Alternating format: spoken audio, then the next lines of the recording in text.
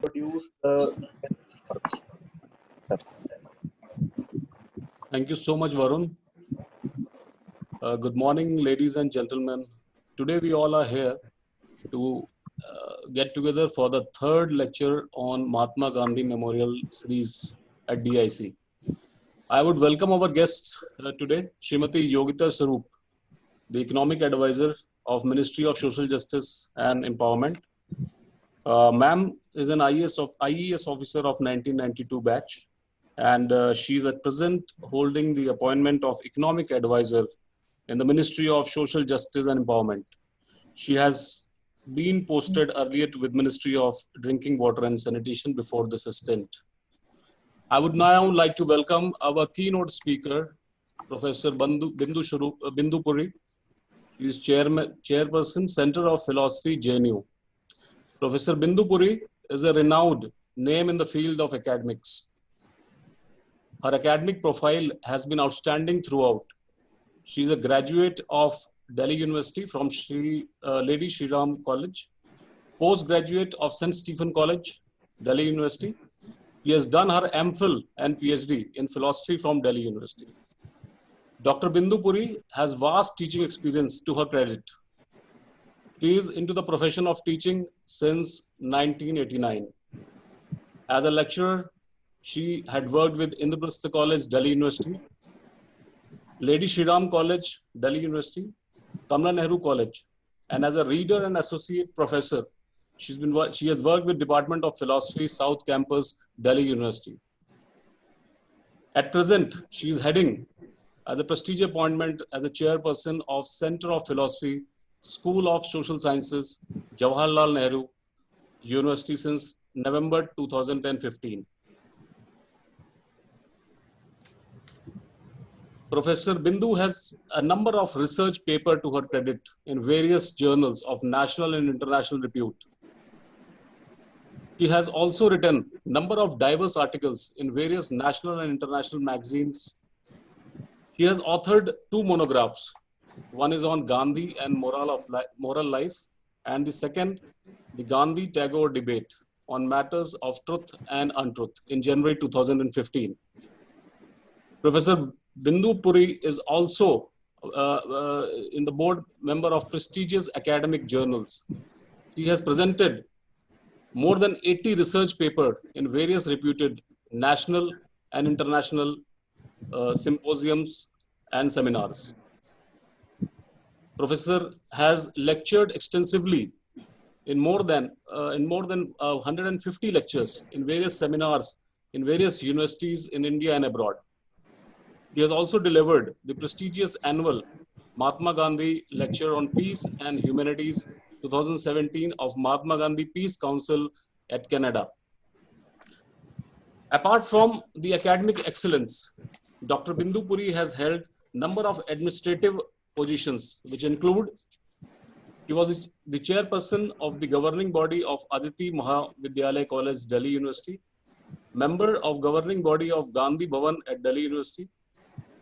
He has also been member of academic committee of Indian Military Academy, Dehradun. Now I would like to request Mrs. Yogita Sarup, Economic Advisor, Ministry of Social Justice, for opening remarks. Thank you. Very warm good morning to all of you, and strong welcome from my side.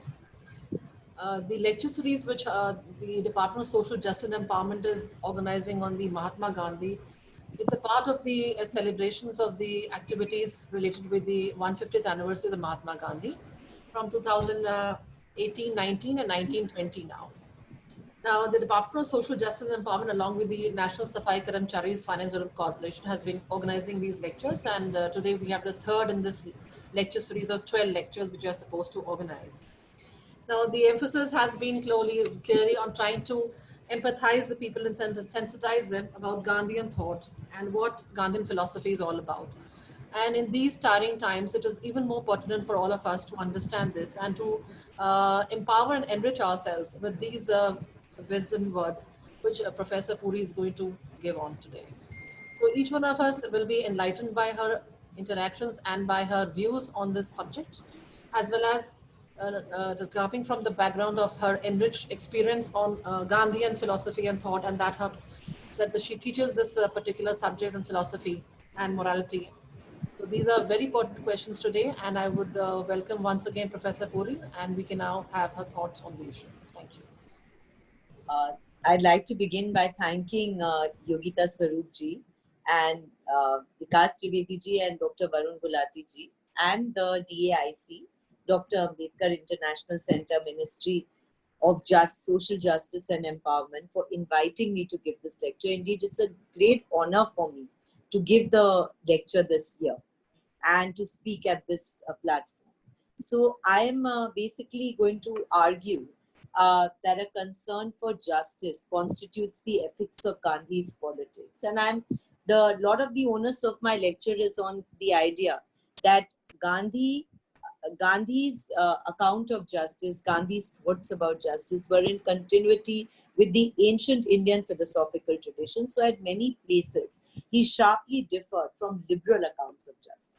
So if you look at, largely Western-inspired liberal accounts of justice, whether they emphasize utility or rights, justice as primarily a function of a contractarian-based state authority. And they look at the rule of law through third-party justice, and they also accept an abstract equality before law. And you will see that taking a contrary note, Gandhi is arguing that justice as a virtue of social institutions basically rests on an individual ahimsa, non-violent sense of deference, respect for the otherness of the often hostile other. And whether that other is a very dominant other or a minor other, according to Gandhi, every individual being has this ability to respect, defer to difference. And that's really what I'm going to unpack in my lecture, and looking at certain concepts that Gandhi picked up from the Indian philosophical tradition. These concepts are like Swabhav, Ram Rajya, Swaraj, and Tapasya. And Gandhi used these concepts to resolve conflicts with hostile others. And on a historical aside, I would like to tell you that I use the term great tapasvi. And this term has been first used by Rabindranath Tagore in the course of his 26-year-long debate with Gandhi, and where he recognized the significance of this category, tapasya, penance, in Gandhi's thoughts. So I'm going to just move on to reconstruct the ethics of Gandhi's politics. And to begin with, I must say that any such reconstruction must make the point that the ethics of Gandhi's politics could not be different from the ethics of a properly human life, because Gandhi completely disregarded, did not accept the liberal distinction with which we are familiar between the sphere of the private and the sphere of the public, which is the socius politicus. Gandhi thought about the relationship between the state and citizens using metaphors like Ram Rajya, the kingdom of righteousness, and kinship. The idea of Ram Rajya as the ideal state, and of citizens being bound together, not by the ties of fraternity, but by the ties of kinship, familial feeling. They seem to be powerfully alternative to contemporary, predominantly liberal conceptions of the ethics of the political. Please note continuities between Gandhi's idea of kinship, family feeling for the human and the non-human other, and the idea of Vasudhaiva Kutumbakam, the whole world is one family. Liberal conceptions of right and justice seem to have been constructed, like I said, around the idea of consent-based contractarian authority, centralized parliamentary democracy, third-party justice, abstract equality before the law, and general responsibility. It seems natural enough that Gandhi was concerned about justice. Given the colonial context of his movements, it's clear that Gandhi was seeking political and economic justice for Indians. However, my lecture is arguing that a concern for justice governs both the means and the ends of Gandhi's politics. Further, I'm going to say that on a Gandhian virtue, justice as a virtue of social institutions is dependent on the individual human capacity for a sense of justice. In this context, upon an individual capacity of deferring to, having respect for the often hostile other with whom you are engaged in a conflict. Now, let me begin by trying to say what Gandhi meant by justice. Gandhi seemed to have understood justice primarily in the sense of giving all human and non-human others their due. One may note that this association between justice and being given one's due seems close to the ordinary usage of the term. There is a sense in which justice demands that we or others get our due, even when we or others don't like the result. Gandhi understood what was due to others, human and non-human, primarily as in terms of ahimsa, love, respect for others. And it's very important to note that when he's talking about others, he doesn't mean only human others, but also non-human others, your environment. To unpack that which is due to others purely in terms of ahimsa as deference might seem very far afield from contemporary liberal accounts of justice. Liberal theories have been preoccupied with three central issues: liberty, equality, and distribution of benefits and burdens in society. In his famous opening words in A Theory of Justice, John Rawls had said famously, justice is the first virtue of institutions. It would be argued that no matter differences of content, the utilitarian principle of justice, Rawls' theory of justice as fairness, Nozick's libertarianism, capabilities approach, Ronald Dworkin's equality of resources doctrine, shared in emphasizing the point that justice regulates the basic structure of society and its patterns of goods and burdens. Whether these predominant competing liberal accounts of justice have emphasized utility or rights, like I said, they are looking at justice primarily from the perspective of state authority. And Rawls had argued that if you look at this, the sense of justice applied to practices is basic, and when it comes to individuals, it will go easily once the basic structure has been regulated. But certainly it is indisputable that you need to think of justice in terms of social institutions, but you also need to look at where is the sanction for justice coming from. And it has to have a sanction independent of the ends that people actually seek. So while Rawls is locating that sanction in some abstract, hypothetical original position, utilitarians are speaking about principle of utility. Gandhi is speaking about the individual human capacity, the swabhav of human beings, to defer, to respect otherness. Now, it may be noted that when Gandhi recommended deference or honor, he was quite clear, particularly in the context of religious others, that he's not talking about tolerance. Tolerance is a very different notion from respect, from deference. And he said at this point, I did not like sahishnuta, tolerance. Tolerance may imply a gratuitous assumption of the inferiority of other faiths or other ways of life to one's own. So he preferred honor and respect to the word sahishnuta. Gandhi's primary insight about the nature of justice as a virtue of persons or practices seems to have been that it was because human beings had the special virtue, khas lakshan, of recognizing what they owe to one another and to non-human others, that there could be a just regulation of the basic structure of society and its patterns of distributions. Further, it may be seen that on the Gandhian account, a human life qua human life could be properly lived in a manner that an individual, in private and public, gave different others due deference. This is borne out by examining some of the arguments that Gandhi made in connection with concepts that seem central to his life and practice. And I'm going to speak about these concepts across different sections of my lecture. Swabhav, Ram Rajya, Swaraj, and Tapasya, that were very important to Gandhi's idea of conflict resolution. Though I'm saying that Gandhi was not confined to thinking of justice as a virtue of social institutions, he certainly was concerned. He shared the liberal concern with liberty and equality. While mainstream liberalism had conceptualized the simultaneous freedom of differing individuals as equality before the law, paradoxically, this equality could quite coexist with very unequal relations in private spaces. because liberal equality was conceived primarily as an abstract equality before law, Gandhi's emphasis on justice led him to think about the simultaneous equality of differing others along more individual terms as an equality of respect for all others.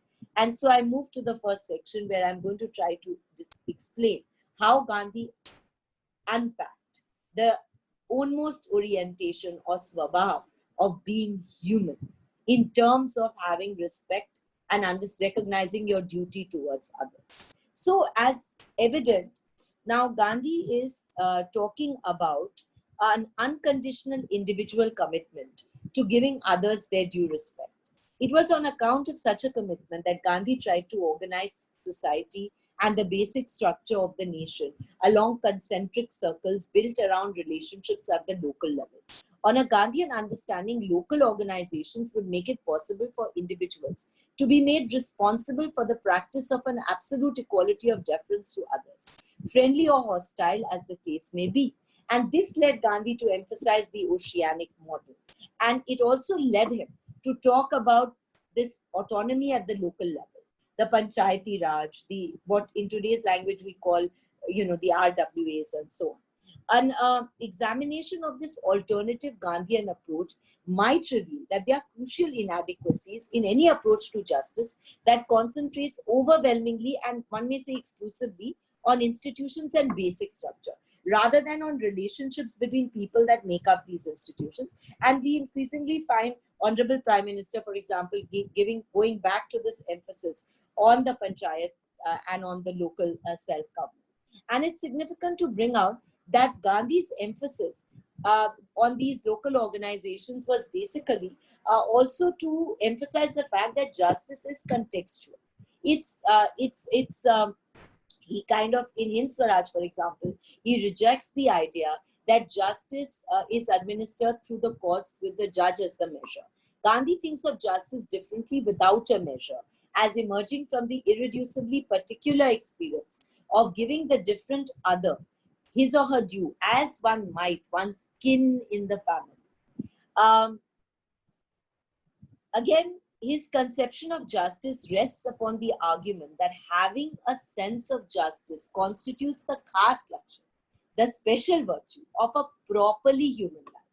In order to substantiate this last point, I'm going to recall that Gandhi often invoked two ideas, that of man's swabhav, ownmost orientation, and that of farj, duty, obligation, kartavya. In 1909 in Hind Swaraj, Gandhi argued that satyagraha, firmness on truth as a matter or as a manner of dealing with conflict, was swabhavic, natural to man. And in two interesting essays on swabhav written in Young India in 1926, he went on to develop an argument about what came naturally to man, what constitutes man's innermost orientation. In this context, Gandhi wrote this essay, What is Natural? And I'm going to quote from that essay.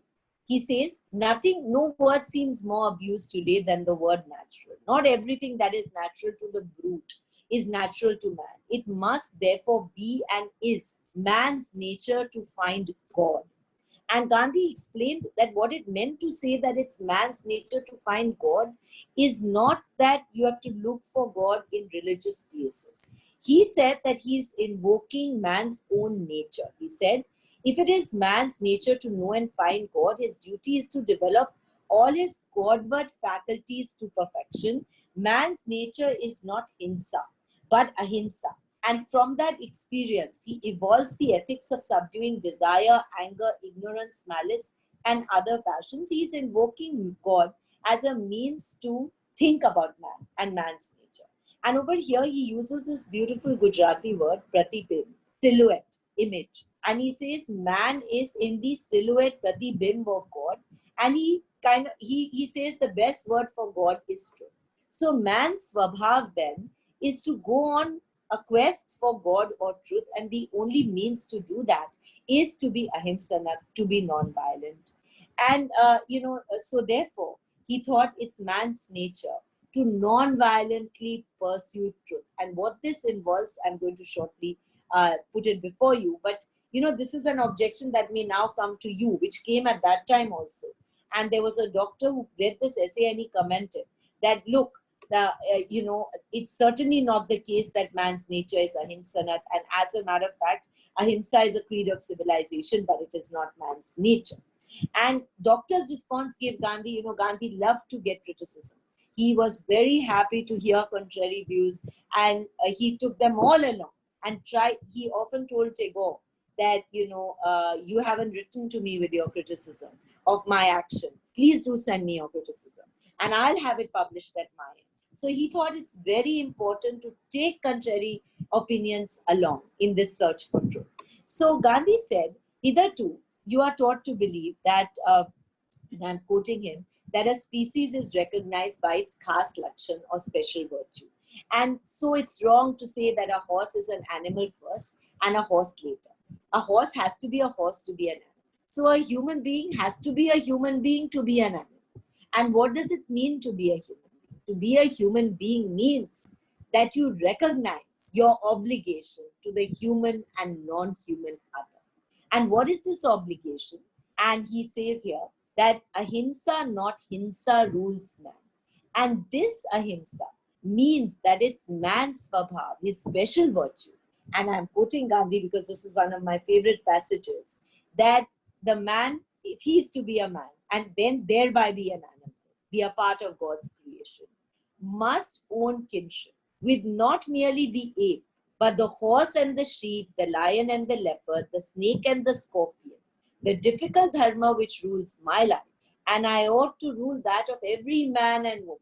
Impose this ek pakshi farj, unilateral obligation on us. And it is so imposed because only the human is the pratibimb of God.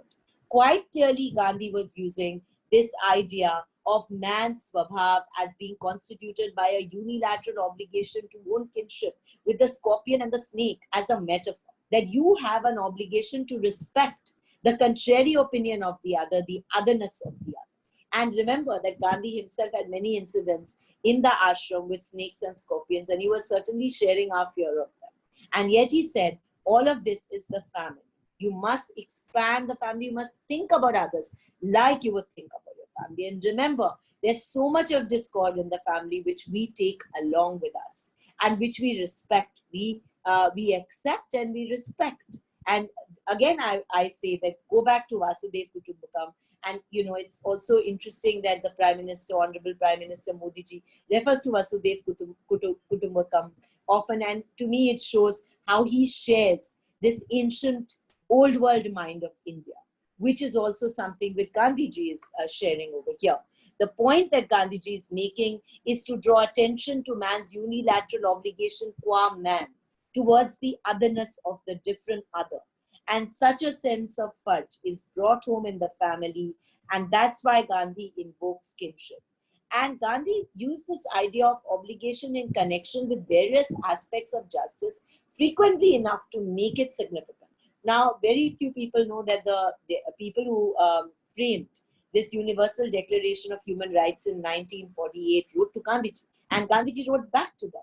And he said that it made no sense to speak of the rights of man without duties. He said, who is going to give all these rights if no one performs duties?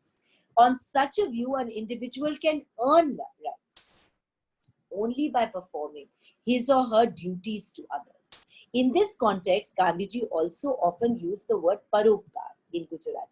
The word par means paraya and upkar means to do good. So for Gandhi, the special virtue of man was to be just to human and non-human others, and as the law of love, qua deference and respect, such a natural sense of justice came naturally to human beings qua human. Now you see how far this is from the liberal contractarian tradition. If you think about the state of nature in Hobbes as nasty, brutish, and short, right? So this special virtue of humanity is unpacked by Gandhi in terms of ahimsa.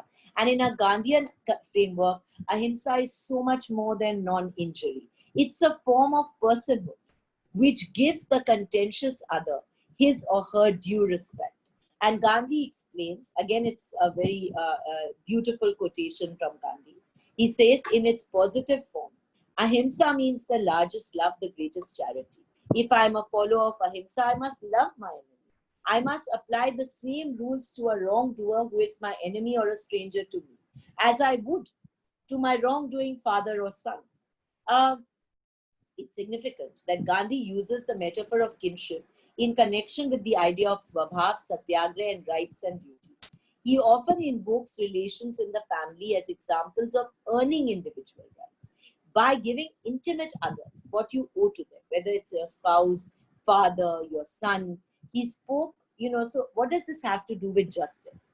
It has a lot to do with justice, because Gandhiji said, when you face injustice, you must treat the unjust person as you would your unjust parent or your unjust child. He said that you must do passive resistance, satyagraha, by a son to a father, or by a parent to a child, in connection with injustice. In Hind Swaraj, there are some beautiful examples. And Gandhi gives the example of an armed man who comes in as a thief to your house. He says, now look, this is a big injustice to you, but what are you going to do? You must treat this thief as you would if it was your father. So you must lay down everything very neatly so that he can take it away. And that you must transform him with the respect that with your protest, but with a respectful protest. He says, look, there's a voluntary choice made by the satyagrahi, not to retaliate with violence, but to defer, to honor the thief.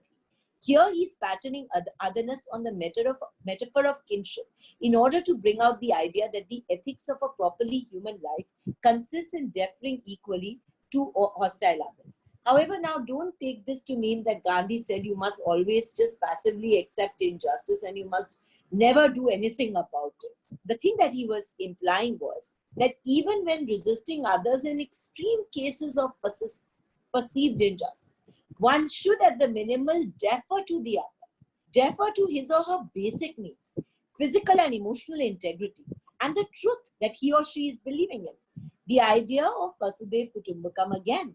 This led Gandhi to satyagraha, or a non-violent insistence on truth, as the only just and swabhavik mean to redress injustice and end conflicts. Speaking about the basic assumptions of satyagraha in 1938, Gandhi said, I have argued from the analogy of what we do in families or even clans. The humankind is one big family. And if the love expressed is intense enough, it must apply to all mankind. And Gandhi went on to say that satyagraha is the only swabhavik means available to man to secure freedom, to secure justice. And it's very important that Gandhi made a distinction between satyagraha and duragraha. He said, look, it's common among students to think that you can sort of get rights from the authority by, for instance, lying down before them and inviting them to walk over you. He said, when you do this, you are actually not practicing satyagraha because you are humiliating your opponent. You are embarrassing your opponent. And thereby you are forgetting to respect him. You're forgetting to respect his physical and emotional integrity. So this is duragraha, not satyagraha. Whenever you protest, keep in mind that you must always respect your opponent. You can show that you do not agree with the action without disrespecting the opponent. And Gandhi said that what you should do to secure justice is to agree to take suffering in your own person. So here he goes back to the ancient Indian idea of tapasya. You have only the right to inflict suffering on yourself. You have no rights to inflict suffering on other people. You can't make the choice to inflict suffering on others, but you can make the choice to inflict suffering on yourself when you want to secure justice. This is about your fight. So you need to make the voluntary choice of accepting pain on yourself to vindicate your rights, which is why Gandhi went into long fasts to convince others. You can't force other people to be locked in and fast, but you can put that on yourself. And this is where Gandhi spoke about passive resistance as the method of securing rights through personal suffering. And he said, look, it is the reverse of resistance by arms. Tapasya becomes a category that Gandhi resurrects from the Indian tradition.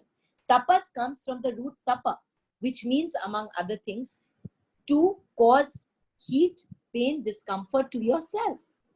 Tapas is the practice of austerity. voluntary acceptance of pain on oneself rather than inflicting pain on others. Now you see that it performs two related functions in a Gandhian conception of justice. Sorry. This has fallen down. No, nothing is happening. Can you just put this back? In a Gandhian conception of justice. For one, Tupper transformed abstract gender responsibility into individual responsibility. For another, it was a resource to effect the transformation in the otherness of the other by intensifying the passive resistance of the Satyagrahi. This made it possible for the subject to secure justice from the other without doing injustice to the person of the other, because the pain was on yourself, not on the other. Now, the next section brings me to Ram Rajya. Thinking Ram Rajya, Gandhi's insights about justice. Significantly, both the end envisaged by Gandhian politics and the means to that end were thought of as primarily governed by a sense of justice swabhavik to man. Gandhi's ideal state, Ram Rajya, the reign of the just King Ram, was a metaphor for the state which would ensure perfect justice to the minor or subaltern. Gandhi declared often enough, and I'm quoting Gandhi, Hind Swaraj is the rule of all people. It is the rule of justice. Purna Swaraj. Purna, complete. Because it is as much for the prince as for the peasant, as much for the rich landlord as for the landless tiller of the soil, as much for the Hindu as for the Musliman. For all categories, there must be Swaraj, and irrespective of caste, creed, or status in life. And I'll draw your attention to Gandhi's Declaration of Rights, which was in the 1930s, where he declared that all sorts of economic, political rights must accrue to everybody, irrespective of gender, caste, creed, religion. Gandhi emphasized that the ideal state would be one where perfect justice could be easily secured by the minor, by the one who is oppressed. And here I'm quoting Gandhi. By Ram Rajya, I don't mean Hindu Raj. Whether Ram of my imagination ever lived or not on this earth, the ancient ideal of Ram Rajya is undoubtedly one of true democracy, in which the meanest citizen could be sure of swift justice without an elaborate and costly procedure. Even a dog is described by the poet to have received justice under Ram Rajya. However, Gandhi was clear that though the aim of the national movement for India's freedom was to establish an ideal state as a state of perfect justice, such an end in itself could not justify the adoption of any means. So you recall that he wrote Hind Swaraj in 1909 because he used to go to India House a lot. And he met with a lot of Indians who believed that violence is the only means to get political freedom for India. So Gandhi said that no matter what the goal is, the quest of justice can only proceed by deferring to, respecting the hostile other. And so I'm now moving to the next section where I'm going to speak about an alternative Gandhian understanding of justice. And I'm trying to now summarize some of the points which put together an alternative Gandhian understanding of justice. First, Gandhi's explanation of the special weight of considerations of justice in terms of the swabhavik, natural human sense of a unilateral obligation of kinship to otherness went against a familiar way of thinking about justice. This way, which I locate in the Western tradition, goes back right up to the Greeks and to the Greek sophists, where there is the idea that acceptance of principles of justice is a compromise, like a modus vivendi between hostile parties which are all equal in strength. And so these people would enforce their wills on each other if they can. On such accounts, the parties concerned do not employ force only because prudence compels them, in view of the equality of forces, to sort of come to some kind of truce or agreement. And that's really where a kind of a contract is made. So it may be recalled that Rawls' account, while it differs in significant respects from such a way of thinking about justice, still locates justice in conditions of reciprocity. I'm going to follow these rules because I know that you're going to do so. Now, in Gandhi, you find there is a totally unconditional movement, because he's saying you have a unilateral obligation, a one-sided obligation, farj, to defer to others, whether they defer to you or not. So clearly, Gandhi differs from this whole Western tradition of thinking about justice. Second point is, quite clearly, Gandhi also rejects the adequacies of the liberal institutions. So in Hind Swaraj, he's arguing against third-party justice with the judge as a measure. He's saying, look, these institutions cannot secure justice to the minor because justice is the irreducibly particular and contextual experience of arriving at the truth in the situation of conflict itself. And so, and all the time you have to keep deferring to the person from whom you disagree. And here I'm quoting Gandhi. He says, it is wrong to consider that courts are established for the benefits of the people. Surely the decision of a third party is not always right. The parties alone know who is right. We in our simplicity and ignorance imagine that a stranger, by taking our money, gives us justice. His point is that conflicts need to be resolved nearer home at the local level, where you can keep this respect for the hostile other intact because you're still living in the community. The only mediation in a Gandhian view which would not disrupt or do violence to the particularity of the individual experience of seeking justice would be the voluntary decision of the parties concerned to accept mediation. And for him, it was the elders, the village elders, for instance, who could thus intervene. The third point is that in such an alternative framework, questions of justice are questions of truth. And therefore, they have to be tied to the context. They can't be resolved very far away from the conflict.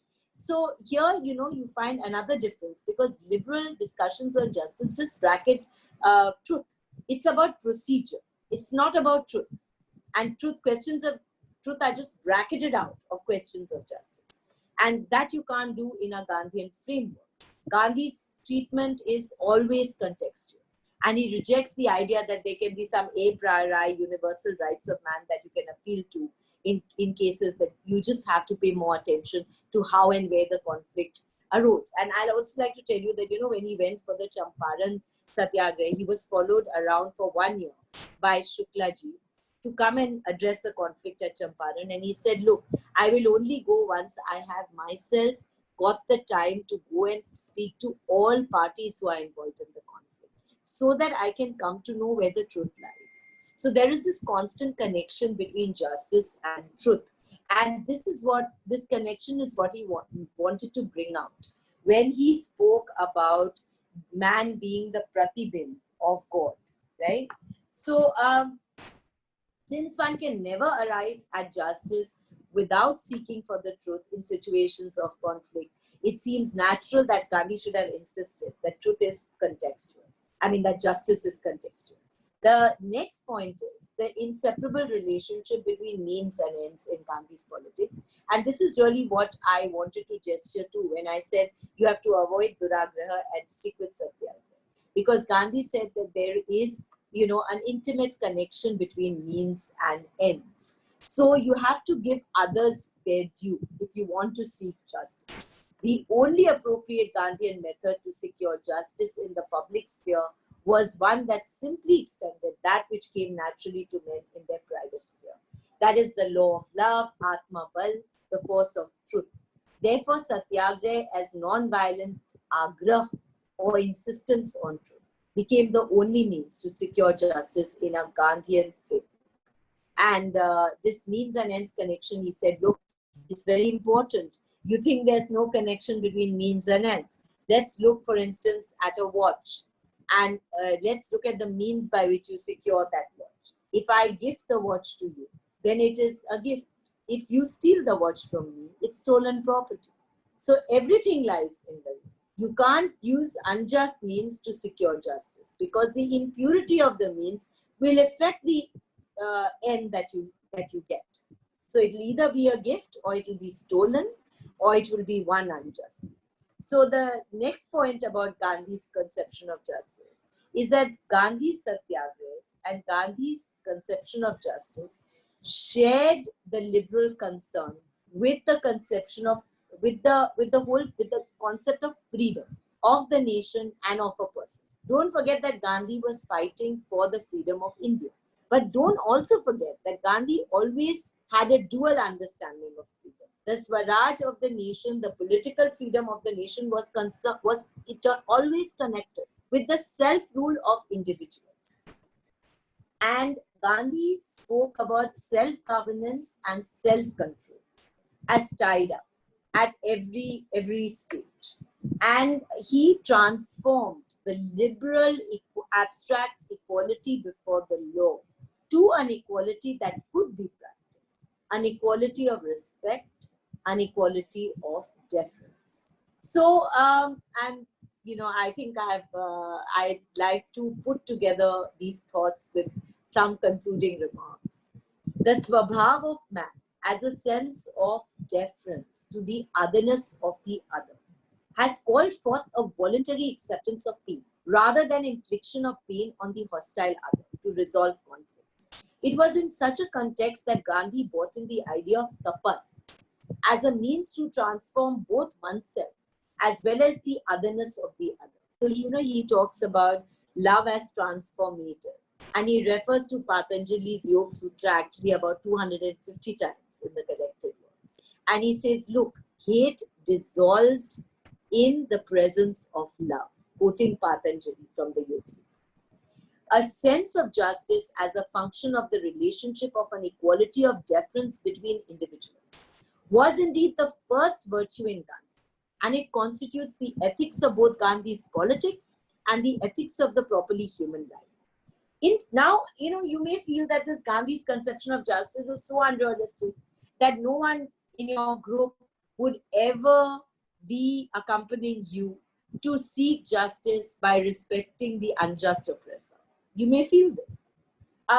When you feel this, you need to reflect on a patriotic song from Gandhi's contemporary, critic, and indeed dear friend, Rabindranath Tagore, who had written this song in 1905, which I don't know you're familiar with, you must be. Its lyrics go, Ekla cholo re, jodi koi dak shune koi na ashe, tobe ekla cholo re. And I'm going to give you Tagore's English rendering of this song as a thought to yourself. If you think that I cannot in any way fight injustice by the kind of method that Gandhi had suggested to me, that of respecting my opponent while passively resisting him or her. And I'm going to give it to you here in translation in the words of Tagore. Tagore has translated it into English. Here is the translation in prose of the Bengali original rendered by Tagore himself. If there is no one responding to your call, then go on all alone. If no one speaks to you, don't think you are unfortunate. If no one speaks to you, if everyone turns away, if everyone fears to speak, then with an open heart, without hesitation, speak your mind alone. If everyone walks away, O unlucky one, O abhaga, everyone walks away. If no one looks back towards your unpredictable path, then with thorn-pricked, bloodied feet, walk alone. If no one heeds your call, then walk alone. If no one shines the light on the path, O unlucky one. If the dark night brings thunder and storm at the door, then let the lightning ignite the light in you alone to shine on the path. If no one heeds your call, then walk alone. Ekla cholo. That was Gandhi's lonely path, that he got everyone to join him. And that let this call inspire us to rethink the concept of justice with Gandhi. And with that, I am going to end my talk, and I thank you all for your tremendous patience in listening to me over here this morning. So over to you, Varunji. Thank you very much, Professor Bindu Puri. Indeed, a fantastic and fabulous discussion on Mahatma Gandhi. Gandhi rather, himself said, and I quote, "I have nothing to teach the world. Truth and non-violence are as old as the hills.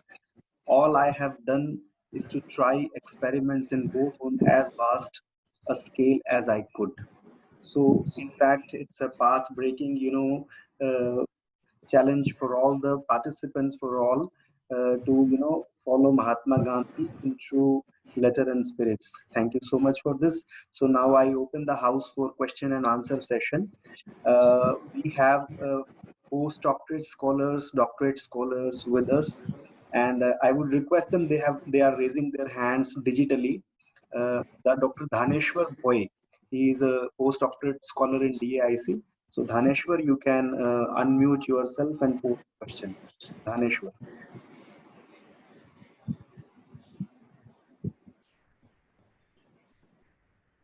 Good afternoon, ma'am. Hello. Yeah. Good afternoon. This is very nice lecture. I heard it is very much interesting and all.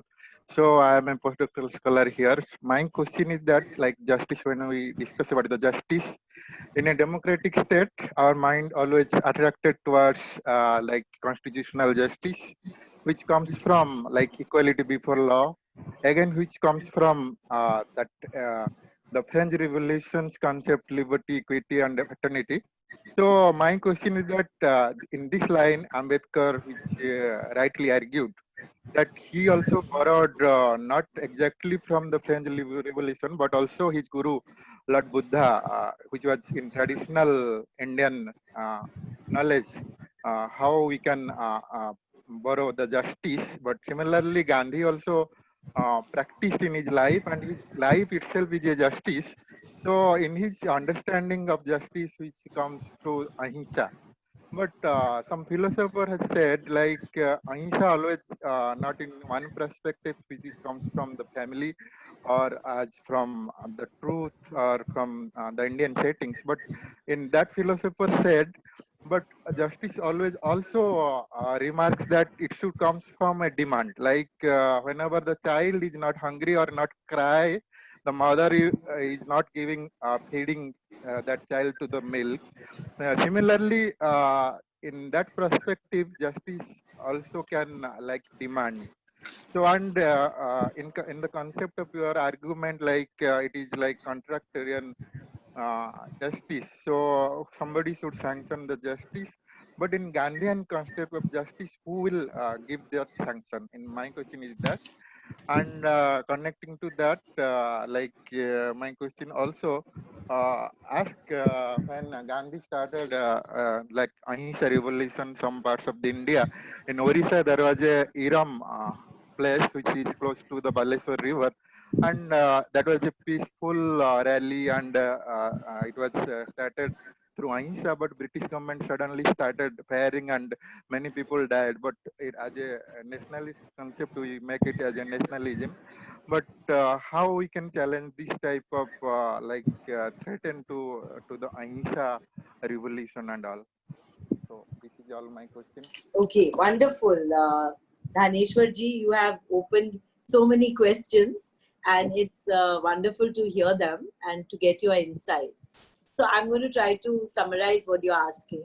The first thing is that you are emphasizing of our what should I say, founding father of our constitution, Dr. Baba Saheb Ambedkar, and how he has wonderfully created this constitution whereby there is this, a whole institution, justice as a first virtue of social institutions, as John Rawls will say.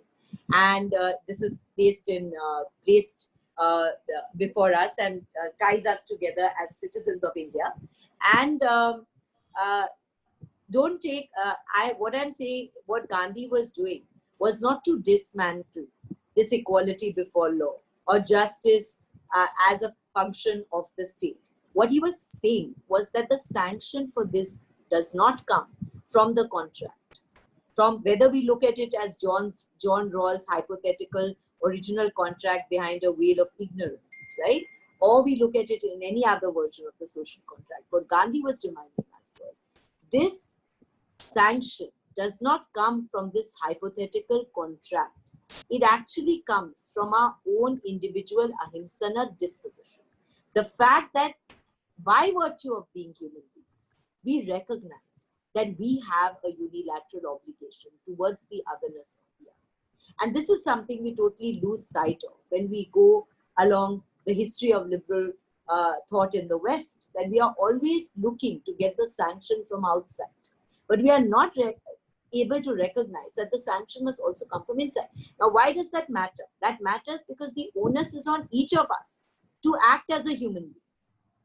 So, for instance, when we engage ourselves in protests and other activities for the sake of justice, we must keep in mind that at all points, we do not forget that we have a unilateral obligation to respect the person, the integrity, the truth in the possession of the other.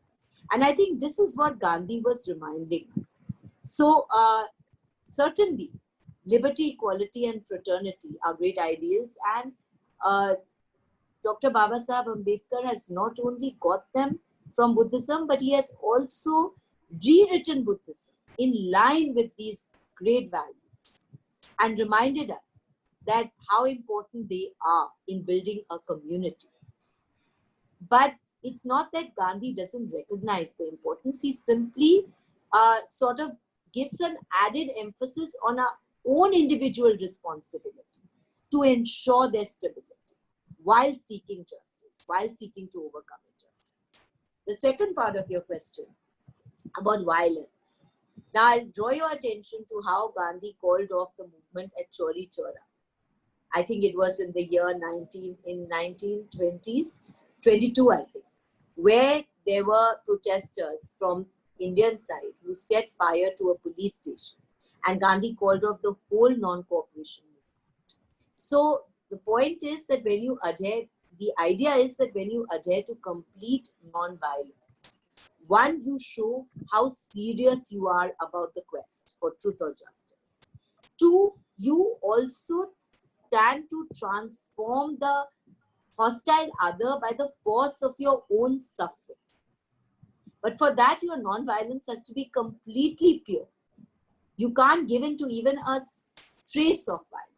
So I was reading, some of the diaries of one of the police agents who was working from the side of the British in putting down the Satyagraha movements. And he recorded that when I used to go back home, I couldn't sometimes eat for weeks because I was beating up people who would not even lift their hands back at me.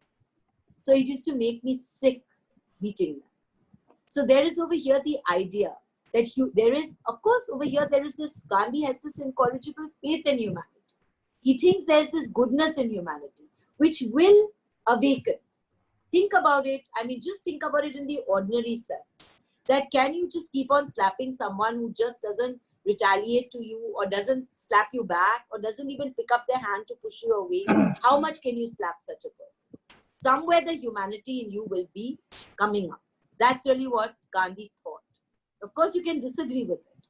And I'm not trying to say that Gandhi was right. As a philosopher, I got to create a Heideggerian space, a clearing, where you can see what he was about. I mean, no, you mustn't, I'm not playing his advocate. I'm simply putting forth his ideas and how these ideas were so alternate. And to me, this is very important because, K.C. Bhattacharya wrote this beautiful essay, Swaraj in Ideas, where he said that the old world mind of India should not be allowed to lapse. There should be continuities, that Indians should think from within their own Indian philosophical tradition. And here you see Gandhiji really thinks from within his Indian philosophical tradition, and he creatively uses many of the ideas and concepts from that tradition to create powerfully alternative conceptions of right, of justice. And they are, while we need not adopt them, we can at least learn from them. And that's really, he's reminding us that don't think your duty stops with an abstract responsibility before law.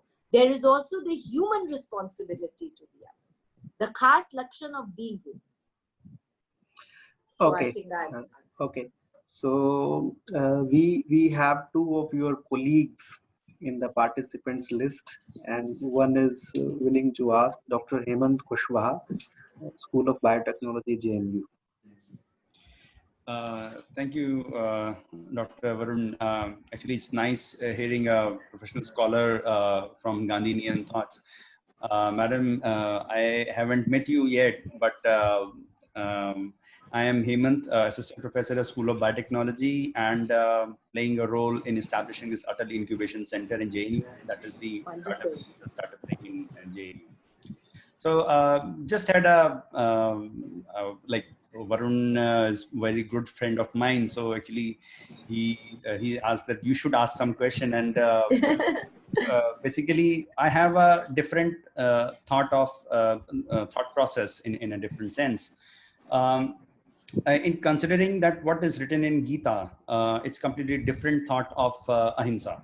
So the self-respect comes first over any sorts of ahimsa. If somebody is bound to have, cross your self-respect limit, there is no way you can practice ahimsa in that sense. So how different Gandhinian thought is worked out from that, and what Gandhi's philosophy corroborate with this kind of thought process. That's so wonderful. You're bringing us back to the Gita, because wherever we go, we come back to the Gita. And I must tell you that Gandhiji wrote about 1,000 pages of the collected works on the Gita. And so, I wouldn't say that the self-respect of the Gita would lie in countering the other. Please recall that the Gita placed a lot of emphasis on yajna or sacrifice. And Gandhiji, when he writes on the yajna of the Gita, he says, look, with times we have to change, we have to reinvent, we have to reinterrogate our religious tradition. And we have to reinvent it in keeping with the times. So yajna for our times is not that of performing sacred fire and oblations into fire, but it is that of seva, selfless service of humanity with no personal motive. So I don't think that, deferring to the humanity of the other, protesting while at the same time keeping in mind that you do not violate the self-respect of the other.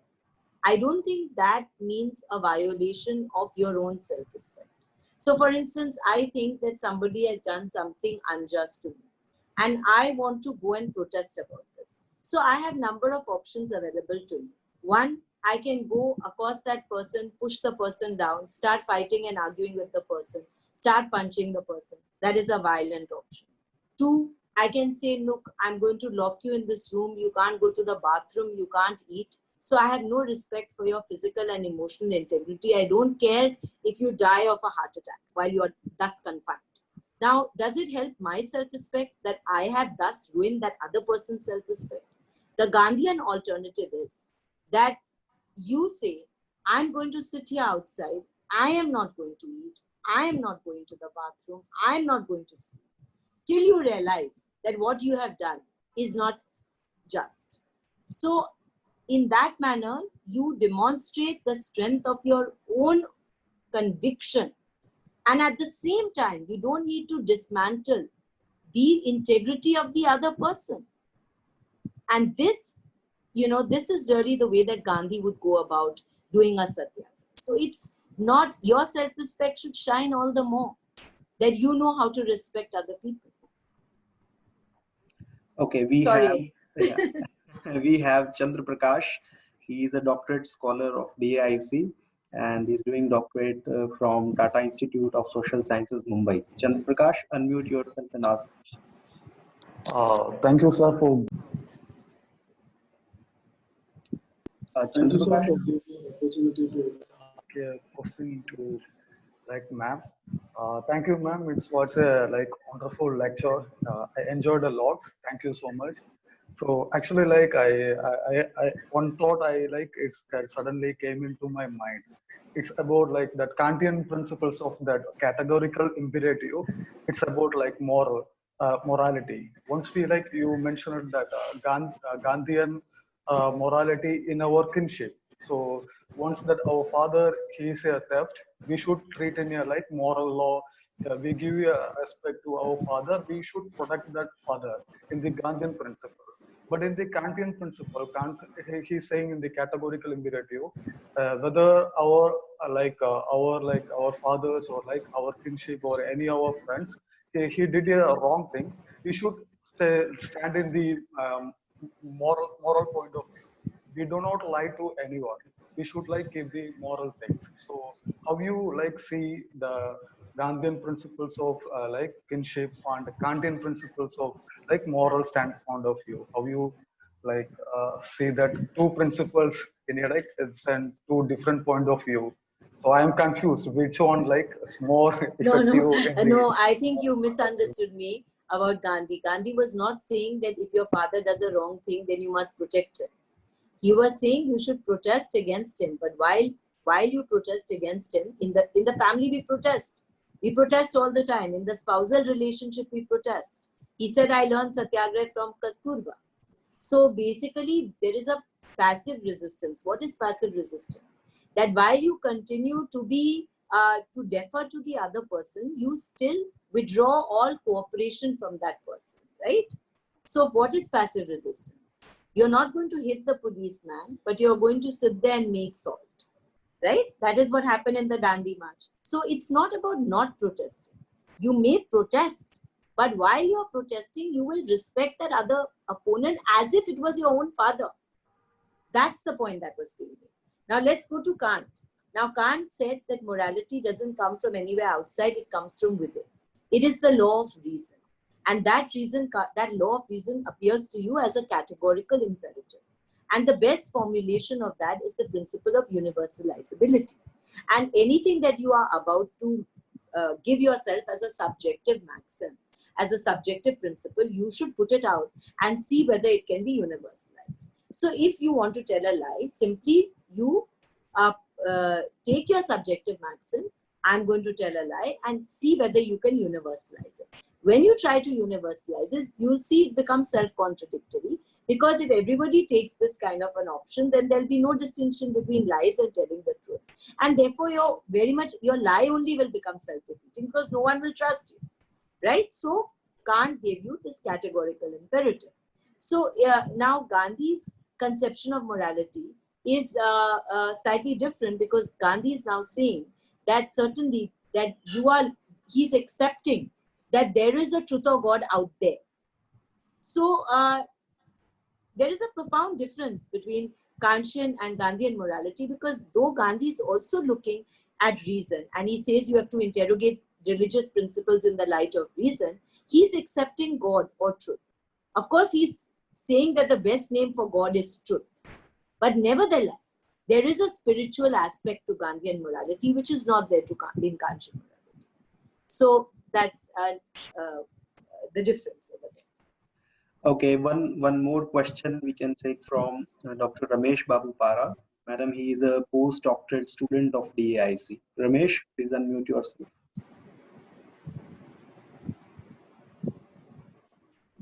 Hello, ma'am. This is really a very fascinating and also thought-provoking lecture on Gandhian thought, ma'am. My query is like Gandhian conception of justice based on ancient tapasya. It's an abstract notion, and swabhav, an individual notion. While contextualizing it, how is it different from the principle of dharma and justice under the Varnashrama conception? So how we can apply these, how we can differentiate the principle of dharma and justice while contextualizing? Actually, when he's talking about tapasya or he's talking about human nature, he's saying that human nature is the same, irrespective of any kind of creed, any kind of differentiation of society. So it is the swabhav of being human, not of being belonging to any particular varna. So there is absolutely no connection between Gandhi's discussion on swabhav, on tapasya, and so on. And regarding, whatever support that Gandhi gave to the notion of varna, I would like to remind you, how after the 1920s, he recognized gradually what a mistake it was to accept any kind of idealized version of varna. And the kind of version of varna that he was offering was so idealized that it was no longer the varna that was so terribly objectionable in the Indian tradition. So he does not at any point connect this notion of swabhav or this notion of tapasya to any concept of varnashram. though he goes on to accept Varnashram Dharma up to the 1920s, late 1920s also at times, he gives a very idealized version of it, where he says that, if you are, for instance, a learned person, then you are in an idealized Brahmin Varna and so on. So then it is no longer bearing any resemblance to the Varna that was there in the objectionable texts. Though, of course, a lot of difficulties are there in the notion of Varnashram Dharma, and Gandhi recognized those difficulties. And by the 1920s and 30s, he himself was, for instance, only attending weddings between people who belong to different Varnas, and not attending any marriage of people belonging to the same Varna. So his own practice was totally against the Varnashram Dharma. All right, madam. Thank you so much, ma'am. Thank you so much. Yeah. And, gratitude is not only the greatest of virtues, but the parent of all others. So with this, I would now move on to my colleague, Dr. Devinder Singh, for extending word of thanks. Thank you so much.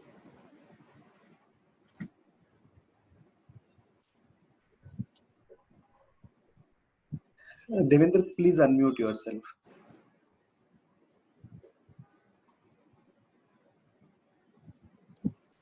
Yeah.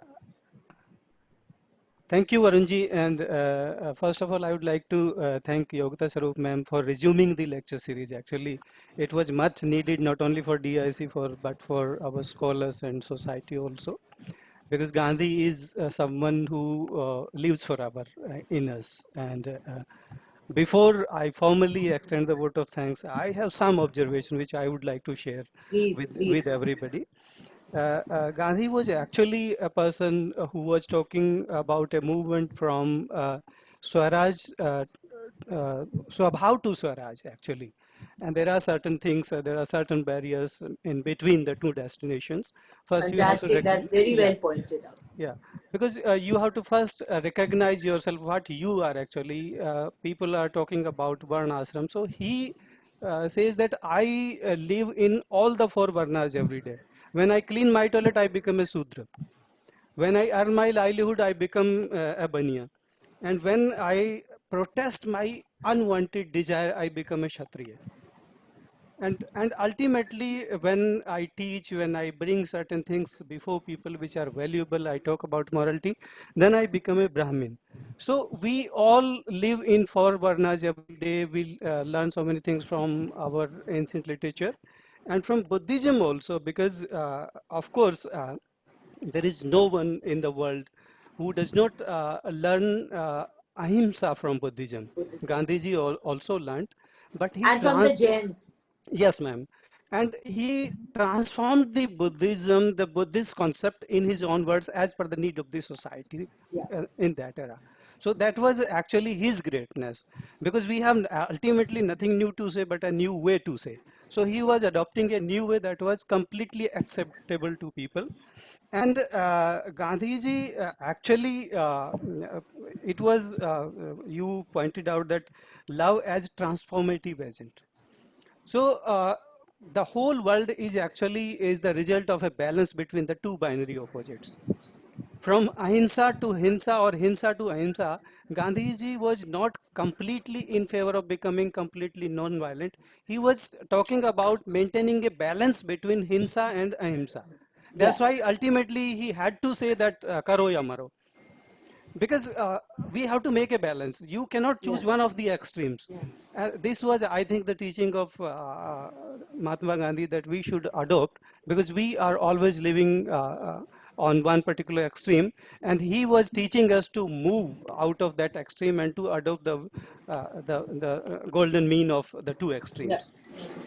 So thank you so much, Yogita ma'am, for. And I must say they were like wonderful comments that you have just made. Thank you, ma'am, and thank you, Yogita ma'am, for resuming the lecture series. DIC was also looking for resuming, and it is because of your inspiration that we resumed and our scholars learned. I am really thankful to the speaker today, Bindu Puri ma'am. A great scholar you are, and your lecture was really insightful, informative, and we learned something which was new and necessary. Thank you all. Thank you, Director Saab, and thank you all the scholars. Thank you everybody for joining us. Thank you so much. Everybody. Thank you, Yeah. Professor Puri. Thank you so much. Thank you, Thank you, Balwant ji. Very Thank you, enlightening ma'am. talk and Okay. Thank enjoyed. you for appeasing this mental appetite of ours. See you soon. See you Okay. soon. Have a Thank nice day to all of you.